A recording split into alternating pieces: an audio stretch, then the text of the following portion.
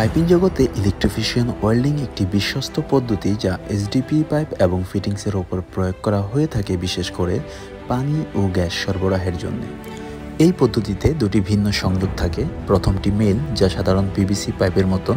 অন্যটি হচ্ছে female connector, যার ভিতরের অংশে ইলেকট্রিক্যাল কয়েল থাকে। তাই প্রথমেই ফিমেল কানেক্টরের ভিতরের অংশটি পরিমাপ করে মেল কানেক্টরে মার্কিং করে নিতে হবে।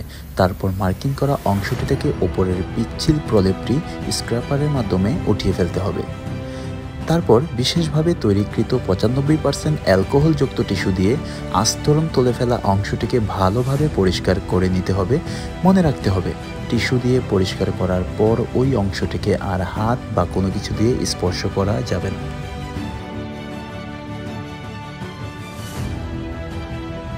তারপর মেল এবং ফিমেল কানেক্টর দুটিকে একসাথে যুক্ত করে দিতে হবে। মনে রাখতে হবে যাতে অ্যালাইনমেন্ট ঠিক থাকে। তারপর ফিটিংস কানেক্টরের সাথে ওয়েল্ডিং মেশিনের আউটপুটগুলোকে যুক্ত করে নিতে হবে এবং মেশিনের স্টার্ট বাটনটি আনলক করে নিতে হবে।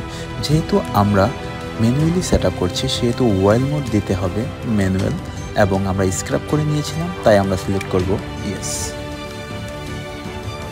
তারপর যেটি করতে হবে সেটি হচ্ছে খুবই গুরুত্বপূর্ণ। ফিটিংস কানেক্টরের গায়ে লেখা থাকা ফিউশন টাইম এবং কি কুলিং টাইম হুবহু মেশিনে সেট আপ করে নিতে হবে। সো আমরা দেখতে পাচ্ছি যে ফিউশন টাইম 220 সেকেন্ড এবং কি কুলিং টাইম দেওয়া আছে 12 মিনিট। সবশেষে খেয়াল রাখতে হবে ভোল্টেজ যেন স্টেবল থাকে, এবং আমরা দেখে নিতে পাচ্ছি এই মেশিন দিয়ে ওয়েল নাম্বার 85।